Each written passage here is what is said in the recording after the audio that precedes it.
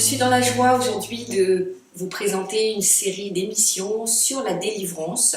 Alors la délivrance, on a dit beaucoup de choses sur la délivrance et moi je voudrais, à la lumière de la parole de Dieu, voir avec vous ce que c'est réellement que la délivrance, qui doit avoir accès ou bénéficier de la délivrance. Et donc je m'appuie aujourd'hui sur Ésaïe 61 au verset 1. Donc déjà c'est pourquoi la délivrance. Voilà ce que Ésaïe 61 au verset 1 nous dit. L'Esprit du Seigneur, l'Éternel est sur moi. Et c'est Jésus qui parle. Car l'Éternel m'a oint pour porter de bonnes nouvelles aux malheureux. Donc là, il s'agit bien sûr de l'évangélisation. Et nous allons faire les choses que Jésus a faites. C'est ce que Jésus nous a dit, et même de plus grandes. Donc nous sommes toujours loin aujourd'hui, nous, peuple de Dieu, effectivement pour évangéliser. Il m'a envoyé pour guérir ceux qui ont le cœur brisé. La guérison, nous devons aussi la voir. Si nous avons besoin de guérison intérieure, c'est important. Jésus dit que nous pouvons recevoir la guérison intérieure pour proclamer aux captifs la liberté et aux prisonniers la délivrance. Il s'agit là clairement, effectivement, d'un terme qui est employé. Les captifs, c'est pas les gens qui vont être en prison, mais c'est les gens qui sont prisonniers spirituellement. Donc Jésus est venu pour rendre aux captifs la liberté et aux prisonniers la délivrance. Dans ce verset, nous voyons qu'il est question de délivrance. Alors, dans notre vie aujourd'hui, pour nous, qu'est-ce que ça veut dire? Ça veut dire qu'on peut être prisonnier quelque part dans nos vies, même si on a donné nos vies au Seigneur, on est converti, on est né de nouveau. Il y a peut-être des endroits où nous ne sommes pas libres, et en tous les cas, ça va nous empêcher de grandir spirituellement.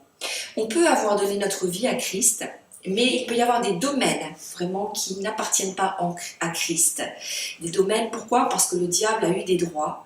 Avant de nous convertir, on a pu avoir une vie sans le Seigneur et on a cru à des choses qui peuvent être des mensonges. On ne connaissait pas la parole de Dieu, donc on a une vie sans le Seigneur.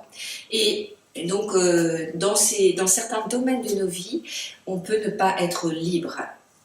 Alors pourquoi le diable peut avoir des droits, celui qu'on appelle le diable, l'ennemi de nos âmes? Parce qu'en fait, il va avoir une certaine autorité qu'on va lui avoir donnée. Et ce que je crois a autorité sur ma vie. Et peut-être qu'avant justement de me convertir, il y a des choses auxquelles j'ai cru. Et je ne savais pas que c'était des mensonges. Et parce que j'ai cru à ces choses, elles ont eu autorité et elles peuvent encore avoir autorité sur ma vie aujourd'hui si je n'amène pas dans ces domaines la vérité de la parole de Dieu. Quand nous vivons en Christ, nous ne sommes pas forcément aussitôt libres. Je peux vivre en Christ et ne pas être tout à fait libre. Pourquoi?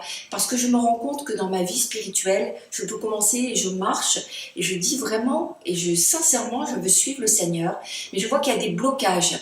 Et c'est comme un élastique, c'est-à-dire je commence, je pars et je marche avec le Seigneur. Et l'élastique va à un moment donné me rattraper et me tirer en arrière. C'est comme un blocage, c'est comme des chaînes qui sont là dans ma vie par rapport peut-être à ma vieille nature, à des choses passées, à des choses que je n'ai pas encore mis en lumière avec le Seigneur.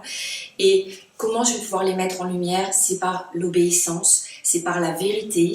Et tous les endroits de ma vie où il y a eu désobéissance envers Dieu, l'ennemi va avoir des droits.